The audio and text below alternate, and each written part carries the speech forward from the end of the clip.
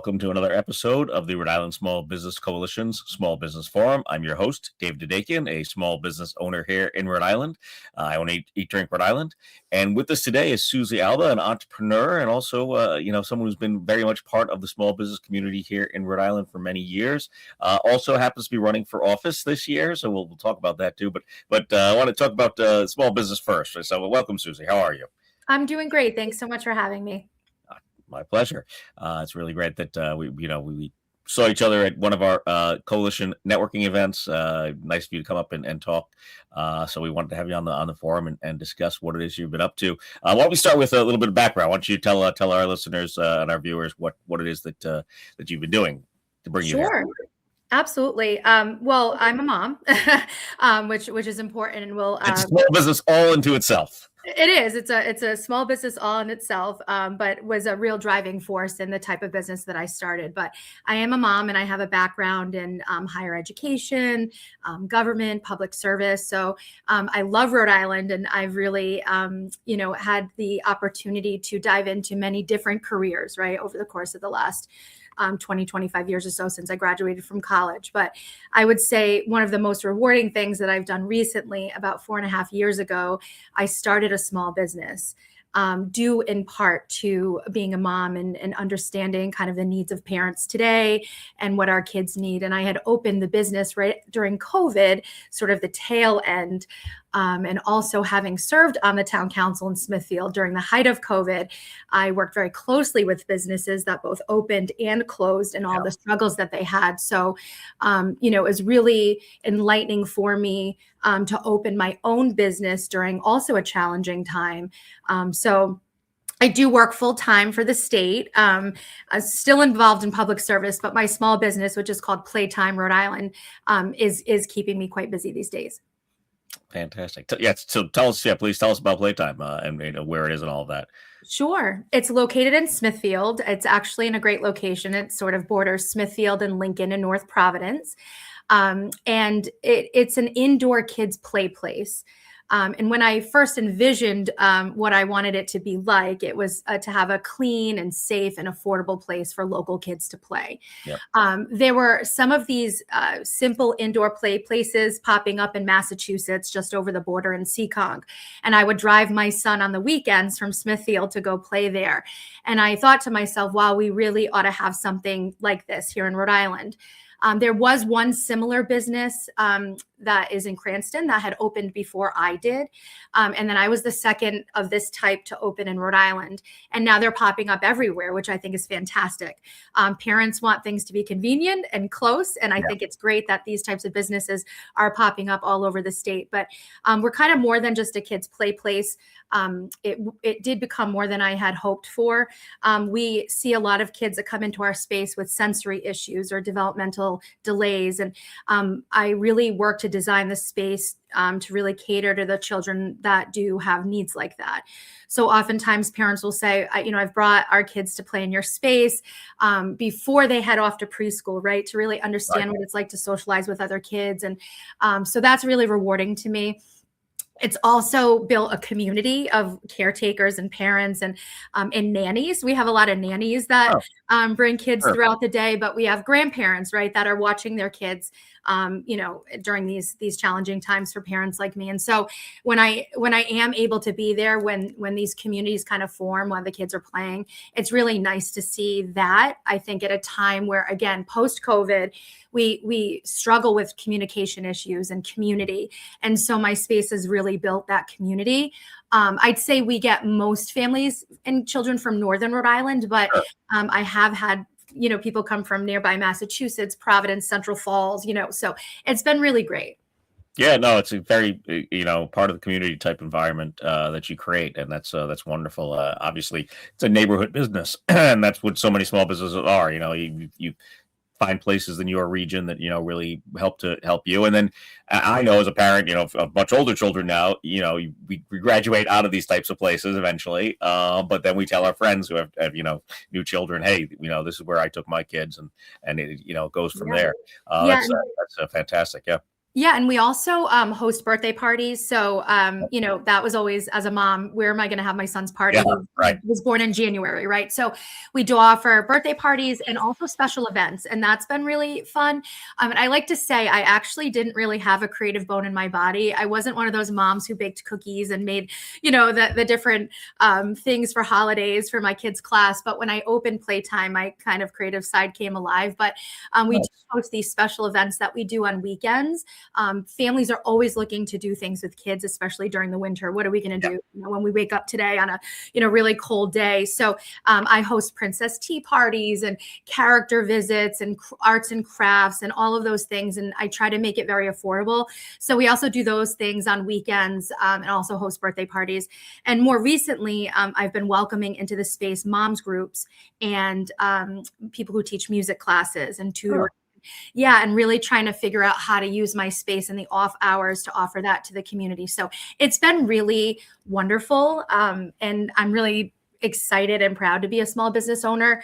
And there are things that I struggle with, just like everyone else, and we can talk about that. But it's been a real great experience. that's great. Yeah. No, it's a very good point about the business hours. I think a lot of small businesses are uh, time specific or sometimes seasonal even, and to be able to offer the space to other types of businesses that can use it in the other hours, not only is a great benefit for the other business, but a benefit for yourself, because of course you can pay some bills, which is Yeah, always key, and keep the place active, and hopefully advertise for your own business as well. yeah.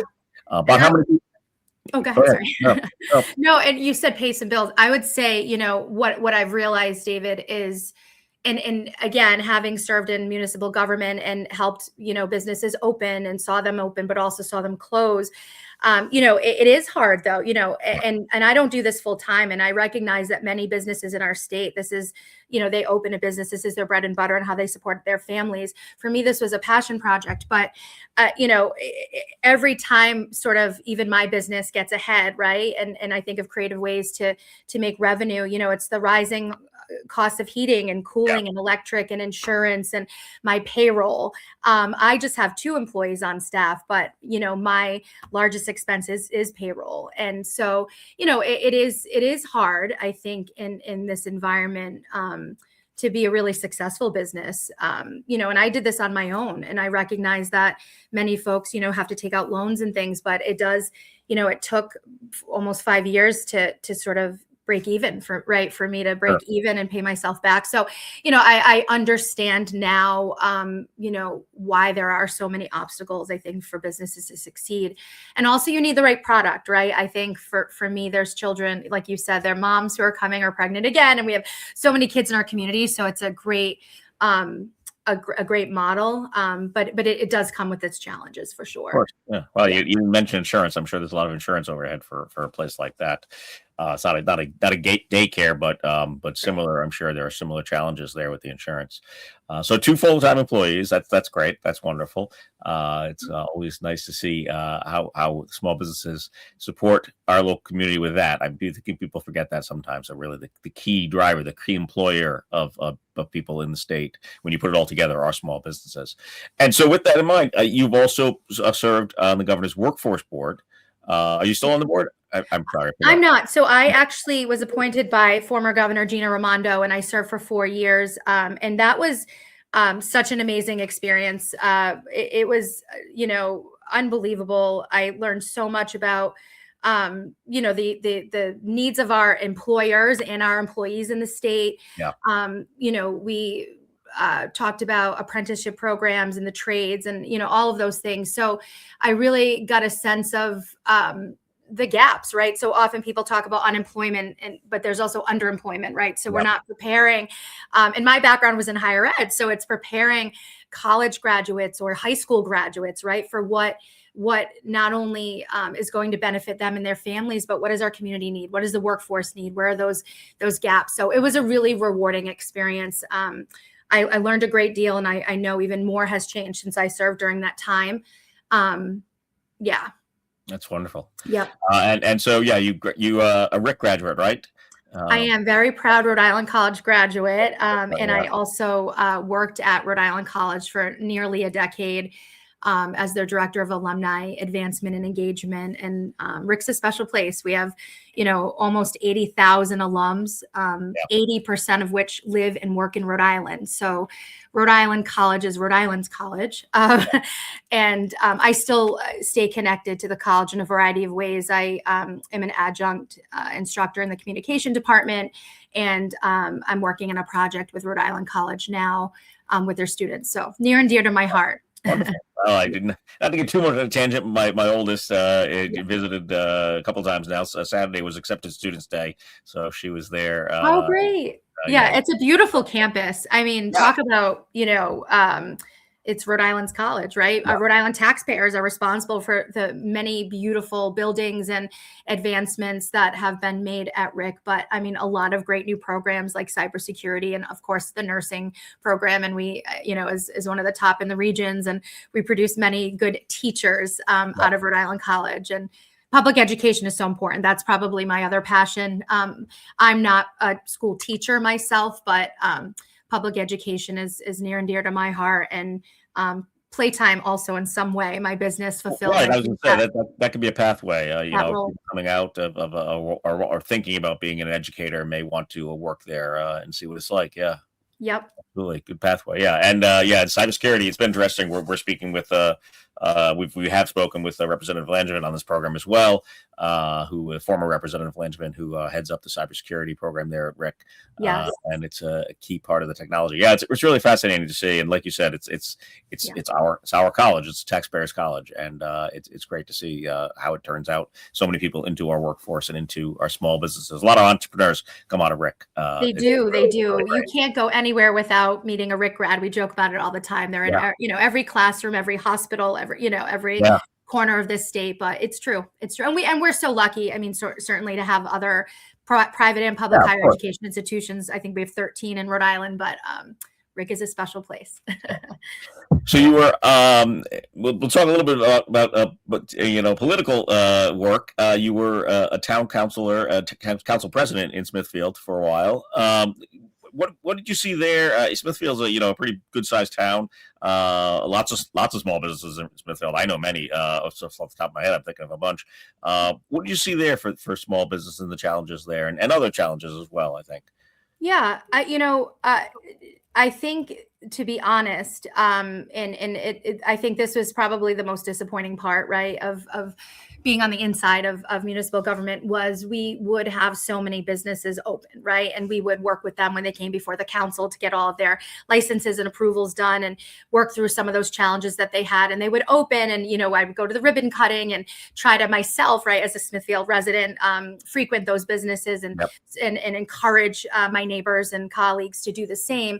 But, after a couple years, they would often close. And I would say, David, most of those were restaurants, right? And food service establishments. And, and so for me, it's something that I wanted to understand more of. So, just an example, Chris Taro, who is a former owner of Sienna Restaurant, I think his brother owns it now, but, would talk to me often about the challenges, tangible taxes, right?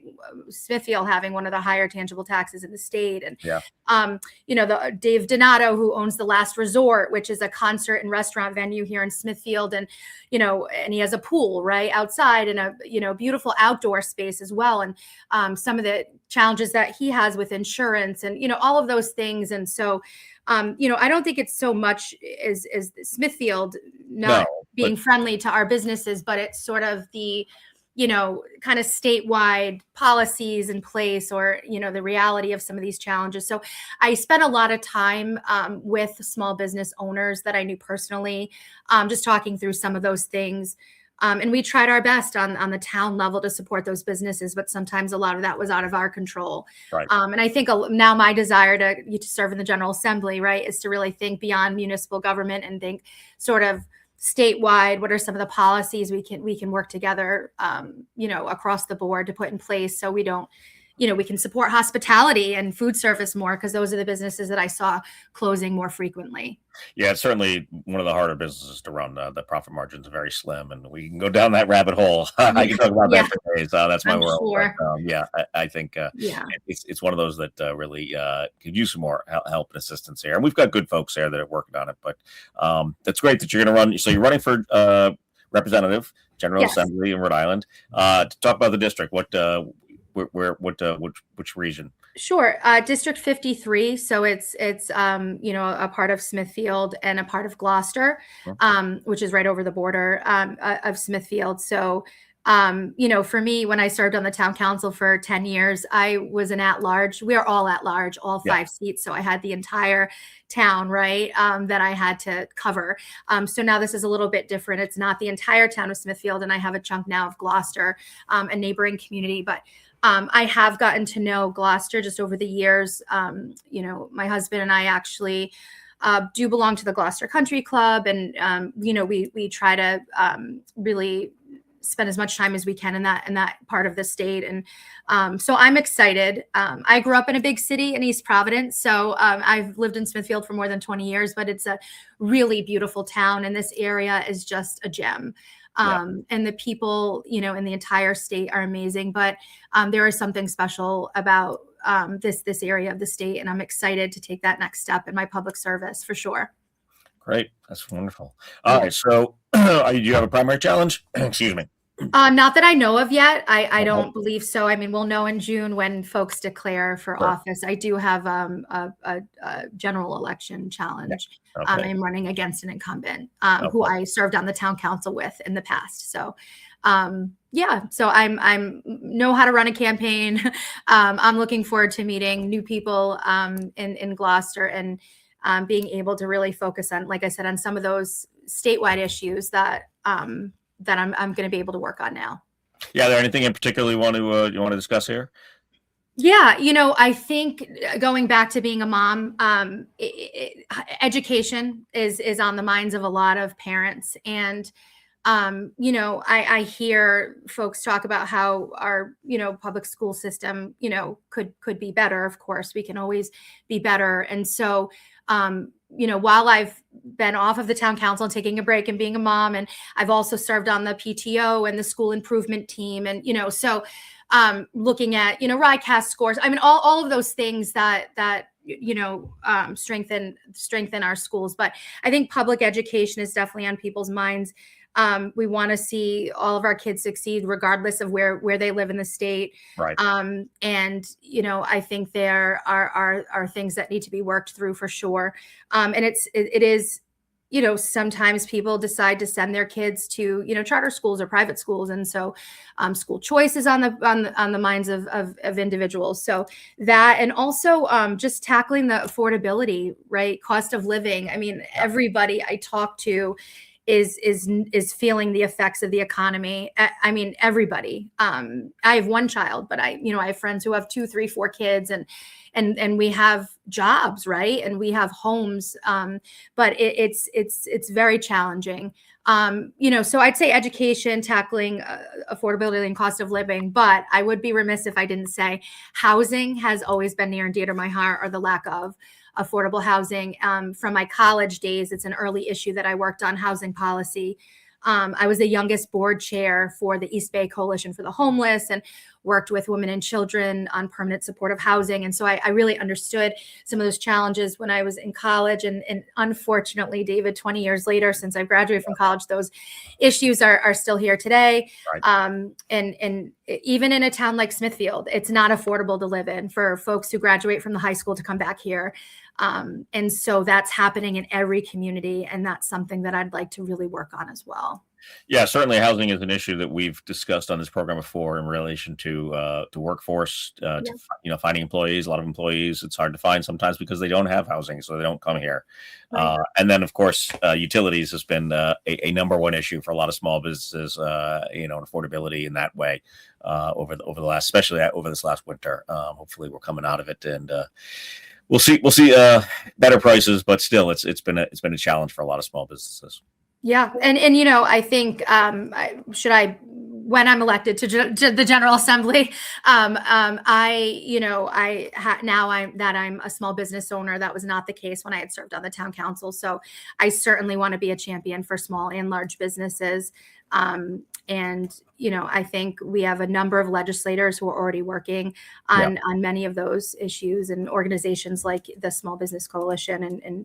But I look forward to being a champion for small business as well when I'm in the General Assembly. Thank you. Yeah. This has been a great conversation. Thank you very much for your time today. And anything else we haven't touched on that you wanted to bring up? Or?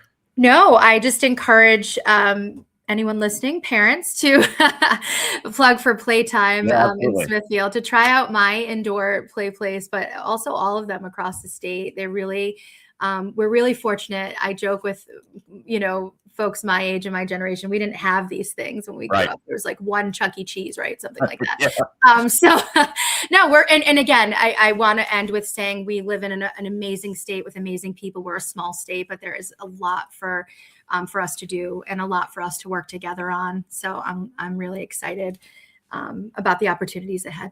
Thank you. Well, Suzy Alba, we'll link up your website and Playtime and all of that down below in our show notes. So if you're listening to this on a podcast, please check out Playtime. Thank you again for your time today, Suzy. We really appreciate it. And as always, thank you for watching out there. Please follow the coalition on all the social medias, risbc.org. And until next time, take care.